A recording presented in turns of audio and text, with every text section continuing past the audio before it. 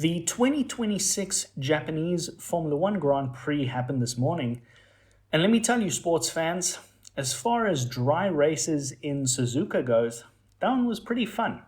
That was pretty titillating. I was definitely giggling like a Japanese schoolgirl following that lap 1 performance by the McLarens and the Ferraris, and I think that most of you were as well. So let's talk about it. Now, you may be forgiven for thinking that perhaps this race proves that Mercedes isn't quite so dominant after all, but I unfortunately don't think that's the case. I think that had the Mercedes managed to get off the line really well, they probably would have disappeared off into the sunset 1-2 based on the gap to Antonelli that we saw at the very end of the race following the safety car, which was about 15 seconds. I can quite confidently say the Mercedes were about 30 seconds up the road in terms of pure pace over the course of the race. But I think something we have learned about the way that these new cars work is that as a result of the new regulations, a following car, even when considerably slower than the car they are following, can really stay within touching distance. And if they can then manage to get past under overtake mode and then employ some defensive driving, I think you can see some pretty surprising results, which is perhaps not the same as we might have said if Mercedes was this dominant last year, for example, when it was much harder to overtake. But as I say, in terms of race pace, Mercedes continues to be a cut above the rest. Surprising though, in P2, McLaren. Now, I will say, I was not expecting McLaren to be in the conversation. If anyone saw my most recent video, I kind of wrote them out of the story entirely and was talking about the fact that the McLaren drivers were not really, part of the conversation right now. Clearly, I was wrong. McLaren was just over 0.2 of a lap slower than Mercedes this race in Suzuka, which is not that crazy. I mean, it's if you look at the average pace that Ferrari has been slower than Mercedes by, which is 0.332, we've sort of considered Ferrari to be a viable rival to Mercedes to some extent. And we've had some conversations about how, Ferrari might, should they be able to find something, they may still be in the conversation for a potential championship story. And now McLaren have come in and in this race beaten that average by 1/10, which I think makes them even more of a part in this potential conversation. For Ferrari, this was a pretty run-of-the-mill race. Of course, they were not the second fastest team, which is what we've come to expect, but rather third fastest.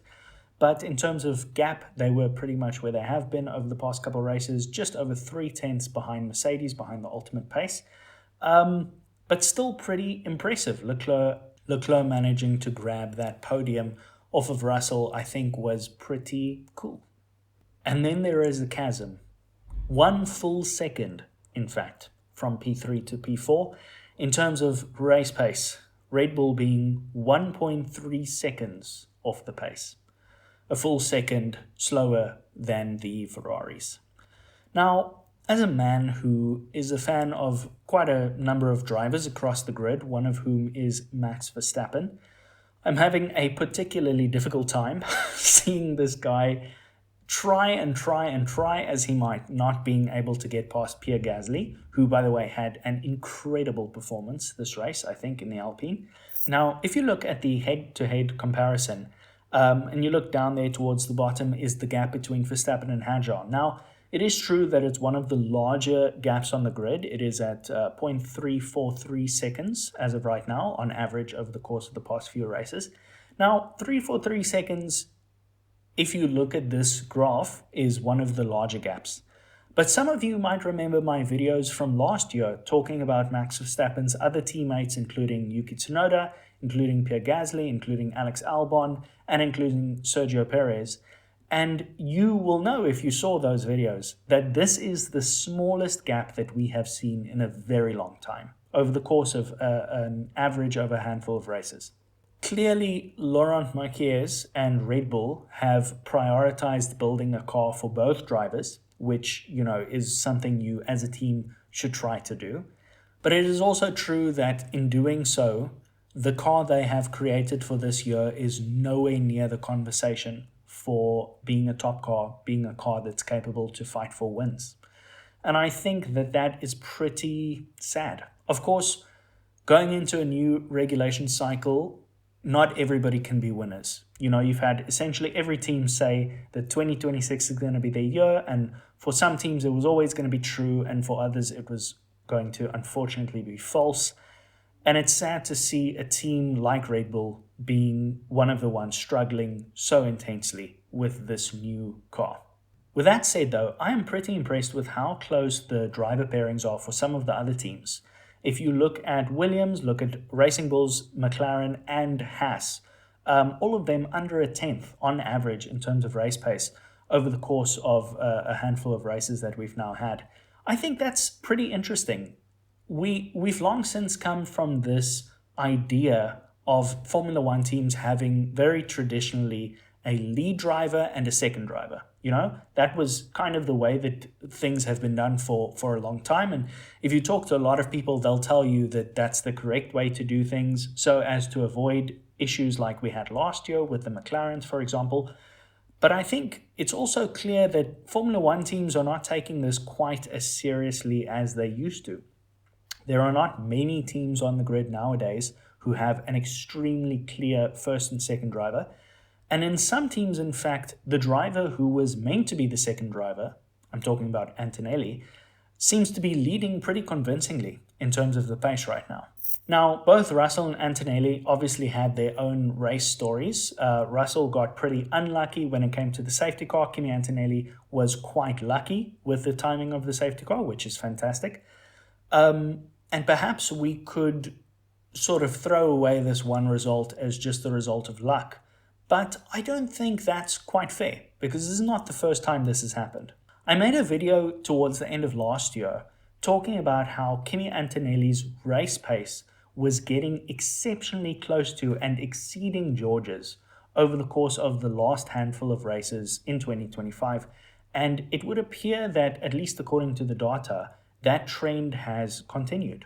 Now, of course, looking at this graph, there's a lot of context here, you know, because George was in traffic for pretty much the entirety of the second stint, where Kimi Antonelli had free air for pretty much the entire stint, and that makes a huge difference, especially as we've seen these cars lose an enormous amount of performance in battle situations.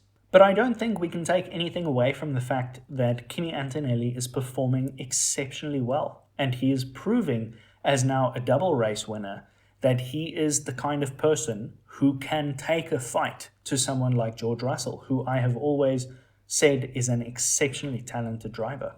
I'm pretty interested in seeing what happens at Mercedes should this not switch around shortly. I think it was clear in the early season that George Russell, just based on his attitude, based on his vibes and his swagger, I think it was pretty clear that he knew he was the favorite for the World Championship, but it was also pretty clear that he didn't consider Kimi to be a serious threat for the title. And I think fairly so. And there was no reason for him to think that Kimi would be able to mount a serious championship challenge in the other car.